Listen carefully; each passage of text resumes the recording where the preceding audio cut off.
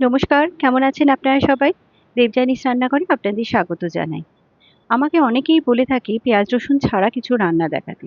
পেঁয়াজ রসুন ছাড়া কিন্তু আমি অনেক রান্নাই দেখিয়ে থাকি।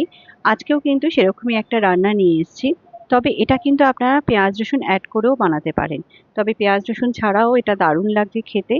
আর শাহী পানির নামটা কিন্তু আমারই দেওয়া।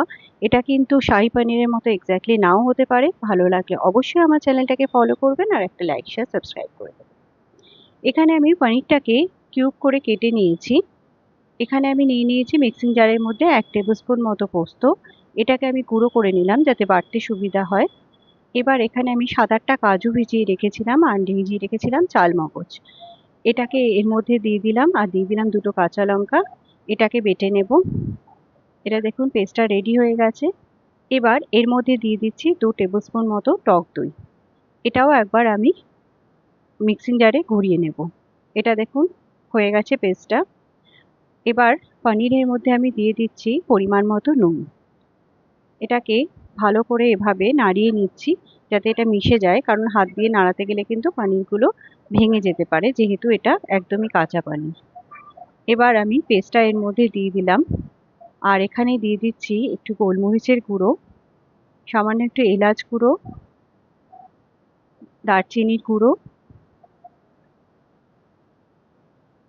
এখানে দিয়ে দিচ্ছি কিছুটা পরিমাণ চিনির গুঁড়ো আর দিয়ে দিচ্ছি একটু কাশ্মীরি লঙ্কার গুঁড়ো। এটাকে ভালো করে পনিরের সাথে মিশিয়ে নেব।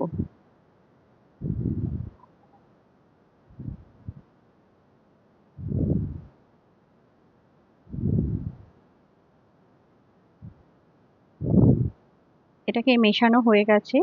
এবার কড়াইতে আমি দিয়ে দিচ্ছি কিছুটা পরিমাণ তেল। এর মধ্যে দিয়ে দিচ্ছি আমি 2টো বড় এলাচ ফোড়ন আর একটা তেজপাতা এরকম ছিঁড়ে দিয়ে দিলাম।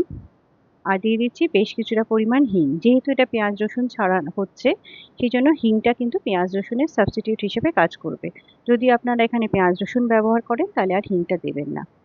এখানে আমি আদা বাটা দিলাম। আদা বাটা দিয়ে এখানে এটাকেও ভালো করে একটুখানি ভেজে নিচ্ছি। এবার পনির শুদ্ধ এই পুরো পেস্টটাই এর মধ্যে দিয়ে দিচ্ছি। বাটিটা ধুয়ে সেই জলটাও এখানে দিয়ে দিলাম।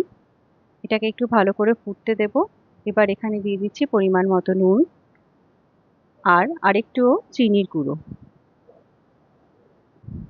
এখানে দিয়ে দিচ্ছি কয়েকটা চেরা কাঁচা লঙ্কা আর দিয়ে দিচ্ছি 2 টেবিল স্পুন মতো ফ্রেশ ক্রিম।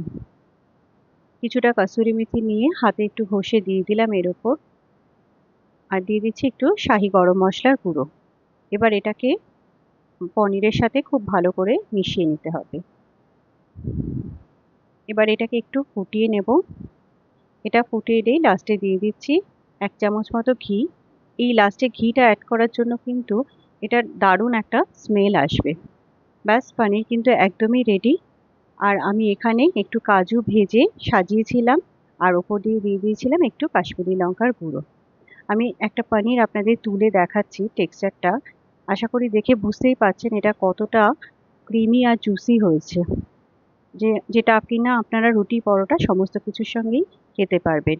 ভালো লাগলে অবশ্যই বানাবেন এবং আমাকে জানাবেন।